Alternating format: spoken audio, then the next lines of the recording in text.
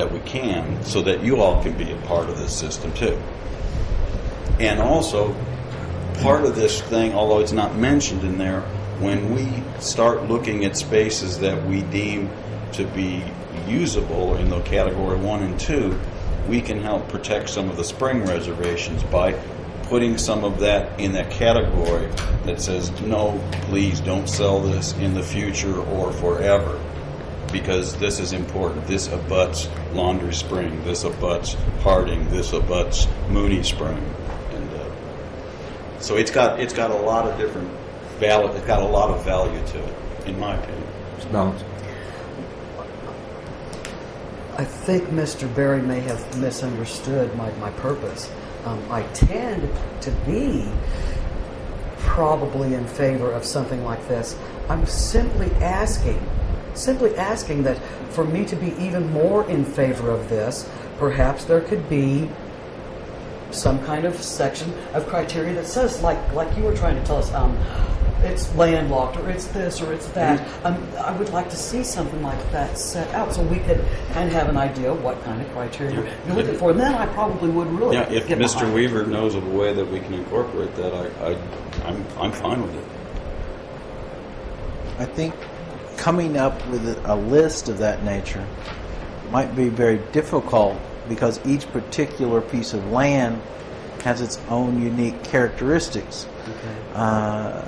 If you wanted to come up with a list that was not fully inclusive, that might be easier to do. But if you try, I think what the Parks Director said a moment ago was, you may not be realizing this is a double step. This is only a committee that's going to make a recommendation. They can't sell, they can't buy this. Only this table can do that. They're going to come in with, and I stand to be corrected with the way I interpret this, as they've drafted it, is you're setting up a mechanism for them to say, we think this piece of property could be disposed of, and that money used to acquire a piece of property that's beneficial. They can't sell it. They can't buy the beneficial piece. That all comes through this council. But you're actually putting in place someone to make that recommendation.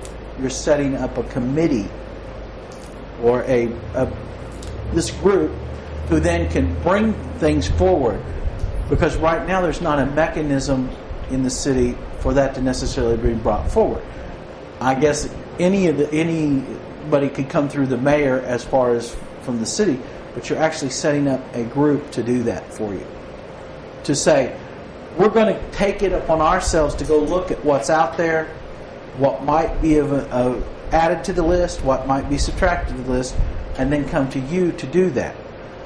And you're also setting aside funds to do that with, so that those funds don't end up being later appropriated to the cemetery or to the street fund or to one of the other needs of the city, so that they know there's some money there to count on if they find a piece that you approve of adding to the inventory. Thank you for the explanation. Mr. Berry, you had your hand up. Well, our city attorney pointed out the fact, and that was what I was going to suggest and make note to Mr. Pownall. Yeah, we can sell and buy property, but if we do that, it's going to go into general fund. There's no guarantee that it's going to go back into the land bank. And that's what's happened with our other $5,000. It never got put in. So this is a guarantee that any money sold from this would go back into the land bank to guarantee that we'd have that money to buy valuable piece of property that the council seems valuable. I know. I'm sorry, I disagree. Because, number one, and I agree with the whole concept of the land bank committee, which could still operate if you want to reestablish it. I don't see us setting it up by ordinance. I see setting up Section 6 with the seed money and how those monies will be handled. The biggest concern I have, and I would defer to the city attorney, is Section 4 says the funds in the land bank account shall be expended only in accordance with the direction of the Land Bank Committee. Again, you know, we try to differentiate between administrative and legislative, and I think one of the major functions that we set at this table is money minding, and to me that doesn't even allow us at that section to do that, other than what's already in existence by law.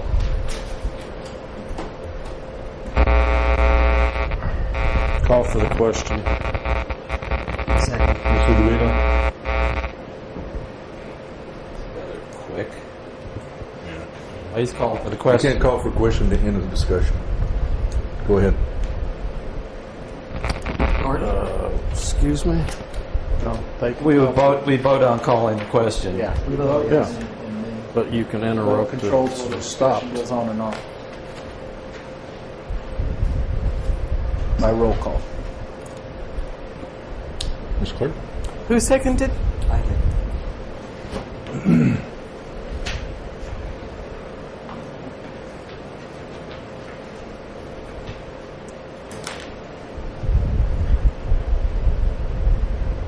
Mr. Berry? Yes. Dr. Kirkpatrick? Yes. Mr. Pownall? Yes. Mr. DeVito? No.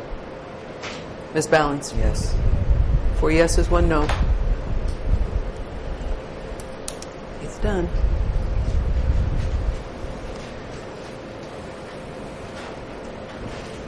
We vote. What is the motion? Information point. What was the ordinance number that was assigned when that was read? 2140. I don't believe so. Move to recess, 7 minutes. We still have a motion on the We floor. have a motion and a vote on the wait. table. I just asked her and she said no. I'm sorry. How far back are we There's no going? question to call. The motion is to approve ordinance number 2140 on its first reading. Okay. Thank you. And the second? It's already been It's already been Made and said. seconded? The motion was is made. seconded. We're in discussion. So we are on the discussion. That's what you're calling the question on. You are correct. What? All in favor? Aye. Aye. Any opposed? Is that a no? No. Okay. 4-1. Okay. Is that the end of it? Passes on its first reading. Okay. I move to recess, 7 minutes.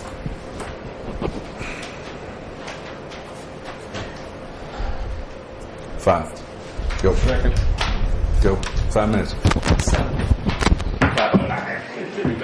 Motion was for 7. We're going to start in 5 minutes. The motion was for 7. Well, we're going to start in 5. All right. All right, we come into live video and live audio. 5, 4, 3. Council back in session. We're on number 9 under unfinished business. Discussion of procurement of the mower for the cemetery, Ms. Ballance and Ms. Alexander. We'll have to start Ms. Alexander since she no longer sits on the council, so you need a second to get it before the council. Second. Okay. Thank you, Mr. Pownall. Motion to discuss? I move that we postpone this until the next meeting based on our agreement with the cemetery caretaker to bring it back Second. next meeting. Motion to postpone, second? Here. Okay, Sarah? All in favor, say aye. Aye. Okay, postpone. Number 10, setting a date for a workshop for Freedom of Information Act, FOIA. Mr. Pownall, Ms. Ballance. Move to discuss. Second. All in favor? Aye. Any opposed? Go ahead. When we were at the Municipal League meeting, let me back up. At the last meeting, I had agreed to approach Mr. Schoen at the Municipal League meeting if he would if he would speak to us at a workshop for the Freedom of Information Act. When I was at the Municipal League meeting, I did not get the opportunity to speak with Mr. Schoen. However, I did get an opportunity to speak with Mark Hayes, and asked him if there was a possibility that this could happen, a workshop on the Freedom of Information Act. Mr. Hayes assured me that it could, and he said that generally speaking, the protocol for that was to have the mayor call the municipal league and set it up with them. So if we wish to do that, it would probably be appropriate for someone to instruct the mayor to call the municipal league to set up a workshop on the Freedom of Information Act. That's my report. I know. I make a motion that the mayor contact the municipal league point of contact for setting up a workshop on Freedom of Information Act. Second. Made and seconded. All in favor? Aye. Aye. Any opposed? Mr. Mayor, Yes, sir. before we leave this subject, can I just interject one thing? I did get a couple of emails after this first came up. I would like, once that's set up, if he's looking for numbers, I would like to have the mayor highly encourage commissioners, because there were some commissioners that emailed me that said that they would really like to take part in this, and sometimes if it's a council action, it's, sometimes people are a little tentative, and I'd like, particularly Ms. Blankenship could go back to Planning Commission if there's anybody that has a concern, HDC, whoever that needs to know about the Freedom of Information Act, which is basically all of us, but I'd like to see that encouraged for numbers. Set it up for everyone to go to.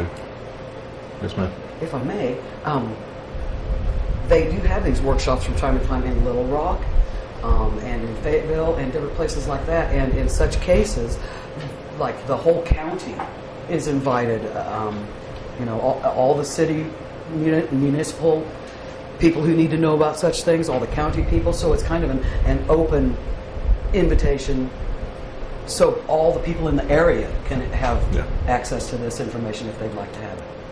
You even open it to the public, even if you're going to go that far. Yes, sir. That will also, give the municipal league better justification for coming up here. It's a tremendous cost savings for us, even if we would have to pay for a one-day session. Because I know when I was on planning, whenever we had worked with the Planning Association for planner training, 2 or 3 people might be able to get away and only one could, and you'd have to go to Harrison or Hot Springs or wherever, and it'd sure be nice to have. We'll set up an add-all meeting, everybody included. So, all right.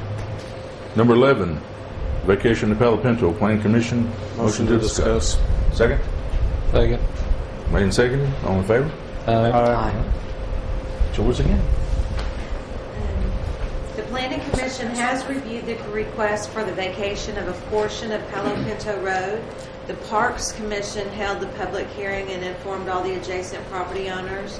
The petitioner has letters of agreement from all the adjacent property owners. The Planning Commission on Tuesday, 5/24, voted unanimously to recommend to council the vacation. I believe the fact that there is a cottage sitting in the middle of the proposed vacated area was the deciding factor. Since that time, it's been discovered that there are 2 buildings sitting on this property, and the biggest hindrance that you're going to have at this table is the legal description. But as far as planning, we have voted to vacate that property. Thank you, ma'am. Discussion? Go ahead. Ms. Grinnell's also here, so.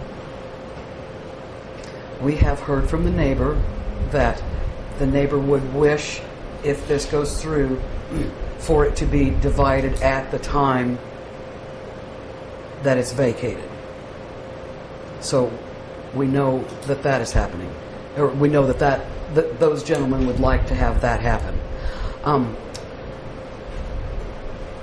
It seems to me that if this is going to happen, we would need to have a survey that would lay out exactly which portion went to which property, went with which property, so that in the future, should one property or the other sell, there would be a definite line that each property owner would know that they owned this much. So I would think there should be a survey to establish that. Would that be appropriate? In the past, when there's been a division between two adjoining property owners of a vacated piece of property of this nature, the city has required a survey, yes, and they required that at the expense of the adjoining property owners. Okay, so we know that should happen if this happens. I'm wondering about an appraisal, an independent appraisal by a real estate agent or whoever takes care of that sort of thing. I understand from the ordinance that these pieces of property like this are generally vacated and for a cost, and the cost that is in the ordinance is I don't have the ordinance in front of me, but I believe it reads something like no less than $200 or beginning at $200. So I'm wondering if we need an appraisal to get some kind of an idea of the fair market value of this piece of property. Because it seems to me we can't go around just giving away or vacating pieces of property for $200 here, $200 there. That piece of property may be worth $2,000. That piece of property may be worth $20,000. So I'm wondering if the minimum amount of $200 is appropriate in this case.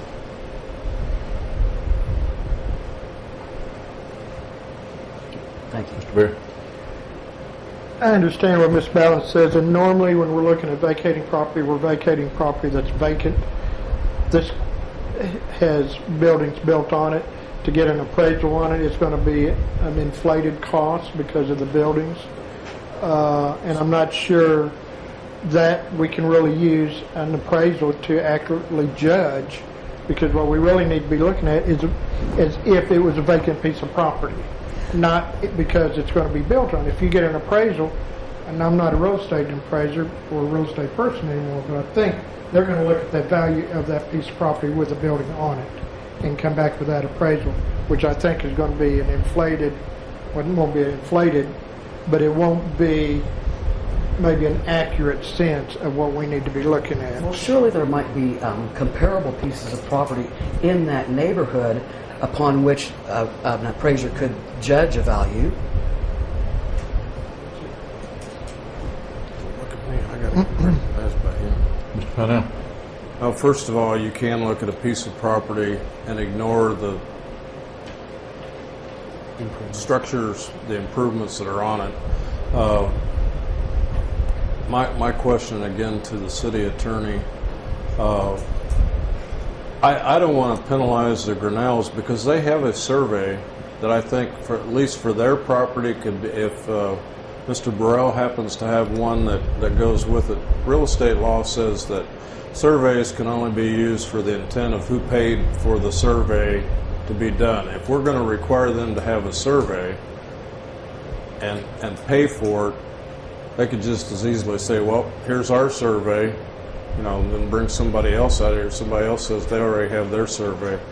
I really think that there's enough information on this survey because it is signed by both Mr. and Mrs. Grinnell at the time that they bought the property, so the survey is a valid legal document for them to use in any transactions that affect their property. Just because somebody built something on city property, they shouldn't be penalized for it, as should Mr. Burrell not be. So I think whatever we can do to mitigate any damages for anybody in this transaction is for the best of the cause, and you know, if it can be delayed until we can get the seed bank ordinance passed, then that'll be the first money that can go into the seed bank. Ms. Grinnell. Yes, ma'am. I may muddy the waters with this and probably should keep my mouth shut. That little cottage is valuated separately on the county rolls, and if you're looking for an appraisal, you may be able to use that. However, once you figure the square footage and stuff, I don't think you'd get the answer you're asking for, but I do get taxed separately on that cottage, and it's sitting there. So I don't know if that helps you. Any further? Mr. Pownall? I think it's great that both property owners get along, but one of these days Jan may get bit by a dog and get mad dog disease, and they all disagree, and we just need to make sure everybody's covered, including the city, to make sure that this is all prim and proper. She's got a quick. Yes, ma'am. Yeah. Simon says, the neighbors and I have talked about it, and as soon as the city decides if it is favorable, we are going to file a quitclaim deed. We have agreed on division of the street, since I think normally the city divides the street in half, and that would still not help me. But we have agreed on a division, and we have agreed that we're going to sign a quitclaim. No matter who does what, we're going to do a quitclaim deed immediately. And I think Mr. Burrows would tell you that if he were here. Mr. Vito? Well, if the city vacates it and I opt for what we've done in the past, and that's all generally been at the low end at $200, that once the city vacates it, it's their problem. They can agree. And, when one of them sells it or whoever buys it has to get a survey and determine that, once we vacate it, we shouldn't have to worry whether it has a survey or not. That's for them to work out. So I don't think that should be an issue for the city to deal with. That vacating it would address their issues and let them work it out. Mr. Weaver? Typically, when we do that, when we vacate a piece of property, there's a deed that goes along with that. And we're the seller of the And it goes to a particular individual or individuals or corporations, and that deed will have a description, and we could be held liable if we do not follow our ordinances in how we divide that street, if we simply give it to one side or the other. If they have a falling out after the mad dog bites them. And of course, either party may sell their property at any time and end up with a different neighbor. So, and they may not get along, or who knows what. But I understand that if we vacate it, perhaps we do have to split it evenly and then let them deal with it. Maybe. I don't know. My other point, though, in appraisal, it is a fact. I guarantee you, it's a fact, a 99.9% sure fact, that we're not going to buy a piece of property in that area of equal quality for $200. So I'm just bringing that up, that maybe we should think about that and think about the actual value of the property. I don't know. Maybe we like Ms. Grinnell enough that we were willing to, let her have it, but I don't even really know Ms. Grinnell. So to me, it's more of a community or a city or a municipal sort of idea. As I said, there is little to no possibility that the city could purchase a piece of property of equal value in that neighborhood for $200. So I think we need to take that under consideration and at least talk about it reasonably. I know. We need to keep it as simple as possible, because if that were a vacant piece of property and either or the two properties that are there now owned by each of them were built on there, the city could require them to tear that property down because they're building on city property and they aren't meeting the regulations of setbacks, etc. So therefore, we're dealing with a situation, as Jim Van Tunglen used to say, it's hard to write a new ordinance for an old city. It's hard to make decisions like this for an old city. But at the same time, we've got to not only protect the city, we've got to do what's in the best interest of the citizenry, and that's the two property owners. And I agree to a degree that the problem becomes theirs after we've done our thing. So if they've agreed that the Grinnells are going to get 60% and the others are going to get 40% of whatever we agree the price is, yes, that's their problem, not ours. But there definitely needs to be the legalese attached to this with replatting the property, which is a requirement anytime you determine that you've got either an easement violation or something like this where you're, most of the time that we've dealt with this, even on planning, has been because they've built over. I remember the one up on Summit where the deck came out over the unnamed street or whatever it was, and we basically, at that time, the property was given to that owner because he already had the property built, and it was a done deal. But we just need to make sure that we've got the I's dotted and the T's crossed. True. Yes, ma'am. There's also the other side to this issue that we're not even thinking about or haven't talked about, which is, if I understand correctly, there's a 99-year lease on that property right now, and it's good until 2039? 32. It's good until 2032. So it's good for another 21 years. They have a lease on it for another 21 years. So really, we don't have to do anything right now. We could leave it for 5 or 6 city councils down the line and let them worry about it. So that isn't an option, as long as we're exploring options. We could decide to do nothing, and nothing would really change. Who's the lease with? Yes, ma'am. We need to start wrapping this thing up. The lease is only valid for my cottage, not my neighbor's. Who's it with? My neighbor doesn't have a lease. Who's the lease with? The city. The city. Okay. So whatever action we take can null and void that lease, right, Mr. Attorney? With their consent. With what? With the lease, with the other party's consent. Any further? So what do we need to do now? We have to have an ordinance to do this, right? I'm sorry. Do we have a survey of the property? Yes, sir. Theirs. Leave a description of vacated piece of property. Well, it's theirs. That's what I said. If you had theirs and Mr. Burrell's, you'd probably be covered. Brand new survey?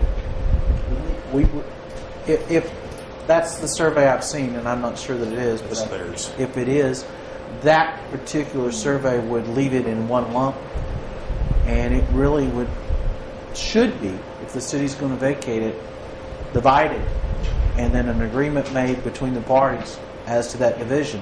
And that division line should be there so that we're not giving something to one side or the other and then expecting them to have to convey it.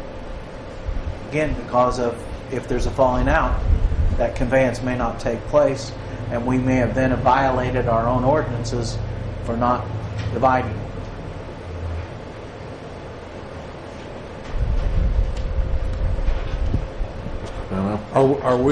Are we living with the idea that we go along with how they divide it, and they deal with as far as where, like when that picture where Mr. Grinnell was standing at one end? I had an issue with this on property that I was selling, and the person's patio, this was out at Beaver Lake, patio came over onto, there wasn't any easement encroachments or anything like that. He was literally on the guy's property. What they did, the two owners sat down and agreed to what it would be done as far as how many feet from the property line. They took it to the abstract company. They wrote up an agreement to replat it and came back and went through with the sale. So I don't know how we could adapt that for this situation, but Mr. Bear. If I'm not mistaken, though, this is a survey. This is a survey of the entire piece of property. It's not the survey of the alley that's being vacated. right. It includes, it's a street, it includes it, but Right. it's not Well, the survey of the street. Okay, my question was, do we have a survey of the piece of property being proposed to be vacated? Which we do not. No, I kind of have a legal description written up by the title company, but I don't have the survey of the street. And what I'm understanding Mr. Weaver saying is we need almost a replat, a legal description separating what's going to go to who, and then we'll vacate the whole piece of property, but with that legal description. That Is would correct? be the idea, or actually you would take the piece of property we're vacating and divide it and have two legal descriptions of that piece of property, one for this applicant and one for, based on what was said at public comment, the other applicant. Because basically you're going to have two applicants, two adjoining property owners to the property. And that also brings up one issue with Ms. Ballance. If you have two property owners, you're looking at two separate $200 fees. Okay, yeah. And, I'm sorry, Mayor. Does the lease require the lessee or the lessor? Who does it require to do the survey if this is ever disposed of? I don't think any of the leases ever dictated that term in them. Okay. So in the present situation, In the present situation, it's always been the property owners that have got it because it's not of a benefit to the city necessarily that they're seeking this vacation. I mean, the city can sit here with that street for eternity. The property owners are the ones that are wanting relief. okay. So they could do a joint survey. So they could do a joint. Mr. Pano? For the record, that's true, but normally in a sale of property, the seller and buyer share the survey expense if that's what they agree to. However, again, we just need to do it the easiest, fastest way and have an ordinance written up to make it happen. I'd like to make a motion that the two property owners get the survey as per our city attorney requirements and be presented to the city council. Okay. Is there a second? Second. Made and seconded. Any further discussion? All in favor say aye. Any opposed? No. No. 3-2. Which way? I didn't hear you, no. Is that a It is yes or no? 3-2. Yes. Okay, okay.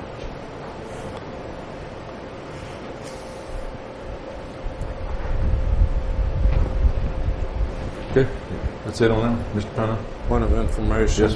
Where does that leave this? Does it leave it up to the property owners to come back, or is this a dead issue that hopefully won't have to go back through planning and all the other actions again if they agree to go ahead and get a survey? Mr. Weaver?